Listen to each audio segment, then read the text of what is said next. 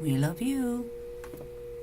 Just a little update, just a little recap on the Frazee case.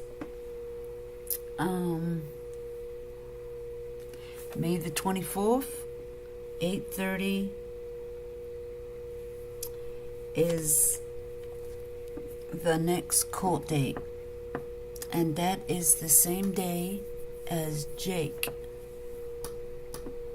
Patterson appears in court in Wisconsin for his sentencing. How about that, guys? So here's a little recap. Here's a little bit about the court hearing and a recap on the local news. Good morning. Please be seated. We're call case Kelsey B. Frazee is present. Mr. Steigerwald. People are present by Ms. Reed, Ms. Thielen, and Mr. May, respectively. Before we get started, I want to remind all those in the audience that I did issue a quorum order, and there is no recording or taking any pictures of proceedings except for the designated camera person in the courtroom. We are set today for arraignment. I did have a meeting with counsel in the chambers. Mr. Steigerwald. Thank you, Your Honor. Your Honor, Mr. Frazee is requesting a continuance of the arraignment. In conversations with the district attorney, there's a number of items that are being tested forensically that have not been received by the people, and certainly then not the defense. In order to make intelligent decisions about kind of what comes next, we're going to need all those items. And if we set a trial today, we wouldn't, frankly, be ready to try this case likely within the time frame required. So we are asking for a continuance beyond the time that people believe the next round of items will be back from testing. Thank you. Ms. Thielen, did you want to respond on behalf of the people? Your Honor, the people have no objection to continuing arraignment to a future date. I have been in conference with defense counsel on approximate timing of some of this testing. The counsel is correct. There are a number of items that are being forensically tested. Well, I have considered the request by the defense and considered the response from the people. I am going to find there is good cause to continue the arraignment. And I share the same concern that I think all counsel share that we certainly can set a trial date now, but I think it would be an unrealistic trial date. And I don't think that does serve the best interest of justice or the best interest of anyone involved to get all geared up for a trial date and then have to continue that. And it's particularly important that everyone have the results of the testing that is being done. And so we talked about the potential date of May 24th at 8:30, and I believe the council thought that hopefully all the test results, or the majority of the test results, would be in, and we would see our way forward, go forward to set the trial date.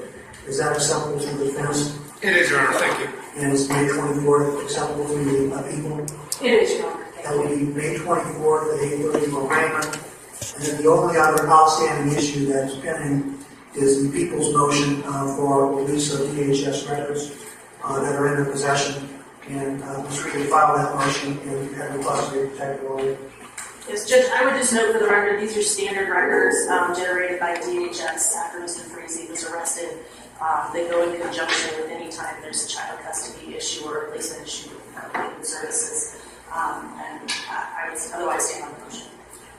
Mr. Steigerwald. And I let Ms. Reed know when she filed the motion, we don't have an objection to the protective order that's being requested. I'm going to find the things that are absolutely entitled to those records. I will sign the order in about the next 10 minutes. And the proposed order is that they be protective order, they be restricted to the defense team. Yes, sir. And investigators working on your behalf. Is there anything else we need to address today? No, Your Honor. Not for the defense. Thank you. Thank you. We'll be in recess.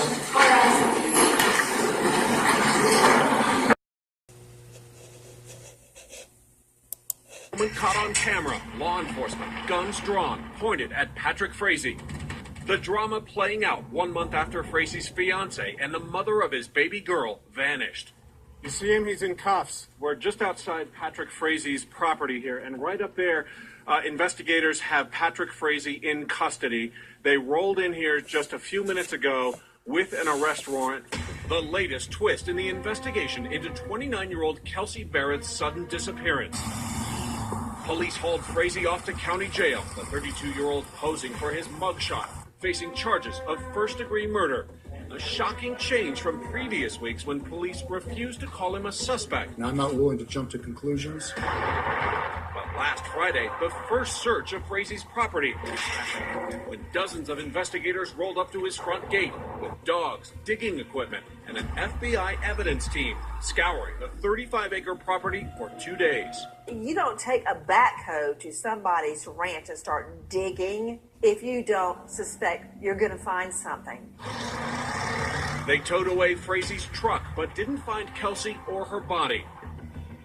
But in the last 48 hours, sources say new information and interviews rapidly transformed the case, providing enough probable cause for an arrest warrant. In my mind, what is going to make or break this case is the forensic evidence within Kelsey's home and the cell phone evidence. And the story isn't over yet. More arrests could be coming. Investigators say they know where Barrett died, but haven't yet revealed how.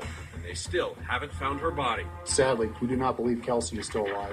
You don't need a body to charge somebody. Clearly, they have got probable cause to charge him. Kelsey Barrett first moved to Colorado to follow her dreams. Kelsey is fun-loving. She's kind of got a bright personality. She is kind, caring.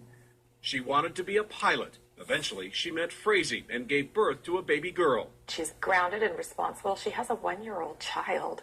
She wouldn't just leave her. On Thanksgiving Day, this surveillance video inside a Woodland Park Safeway captures the last known images of Barrett shopping with 1-year-old Kaylee. But it wasn't until 10 days later that her mother, not her fiancé, reported her missing. She's not the kind that runs off. This is completely out of character. Once the investigation started, questions immediately cropped up. Frazee and Barrett didn't live together, and according to police, Frazee told officers he hadn't seen his fiancée since Thanksgiving either, when he met her to pick up their daughter Kaylee, but he never reported her missing. If you look at past cases where the husband killed the wife and you watch their behavior, many of them sort of disengage. They're not obviously emotionally invested in finding the person because they know they're dead. Police also say they discovered a series of mysterious text messages sent from Barrett's phone 3 days after Thanksgiving. Officers were able to contact her place of employment at Doss Aviation down in Pueblo, Colorado, and were advised that they had received a text from Kelsey's phone on the 25th of November stating that she would not be into work the following week. That same day, authorities say Frazee claimed he also received a text message from Barrett, police not revealing what it said. What is the text message Kelsey sent you on the 25th? When I learned that she texted, not even called, texted her boss to say, I'm going to be gone a week, and then texted the fiance, it didn't fit together to me. Why didn't it fit together? Because someone was lying. Police also say at 5:13 p.m. the same day, Barrett's phone was detected by a cell tower nearly 800 miles away in Idaho. Barrett has family in Washington and Idaho where her mother lives, but no one had seen her. Makes us wonder what she's doing up there, what the phone is. You know, potentially, because she may not be there, maybe the phone is. Family and police searched Barrett's home. Inside, her makeup, clothes, and suitcases all left untouched. A neighbor tells us that Kelsey had only lived in this condominium since about June, that she was quiet and kept to herself. When police came here to search, they found both of her cars in the driveway and signs that she'd left unexpectedly, including cold cinnamon rolls left on the stove.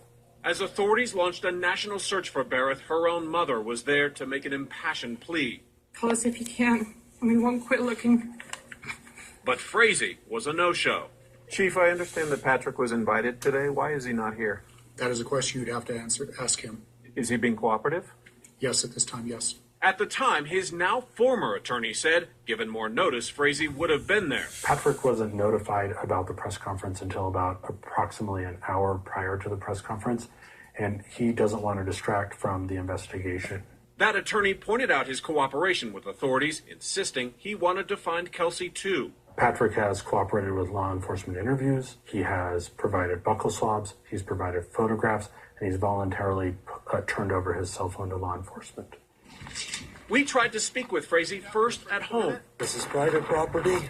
This is a private road. And again, as he and his daughter left a meeting at the office of a Colorado Springs criminal defense attorney. Patrick, why don't you talk to us? Everybody in their right mind knows that. If you lose someone you love, you're out there looking. You're lying on the front steps of the police station begging for justice. What did he do? Clam up and speak through his lawyer. Everything changed this morning. Just a few minutes ago, investigators showed up here. They cut the lock on that gate and went up the road. They met Patrick Frazee as he was coming down. They ordered him out of the car. He is now in handcuffs right up there.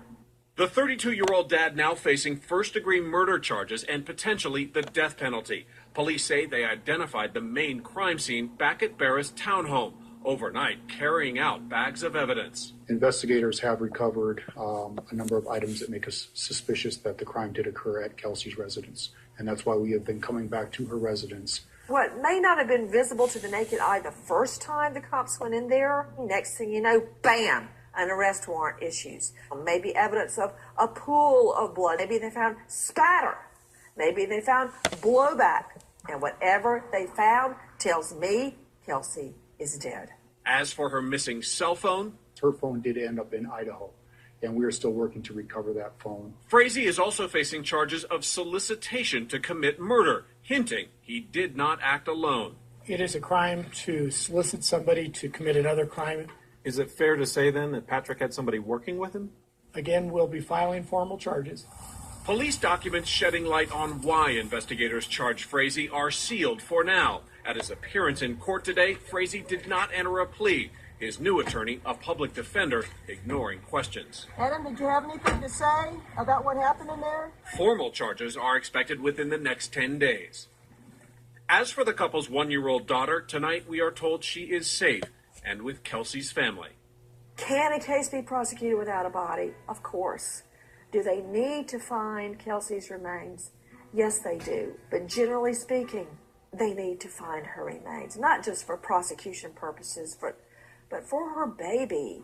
When her baby grows up, to know where mommy is buried, for her family that have been through so much. It's very important. For Nightline, I'm Clayton Sandell in Woodland Park, Colorado.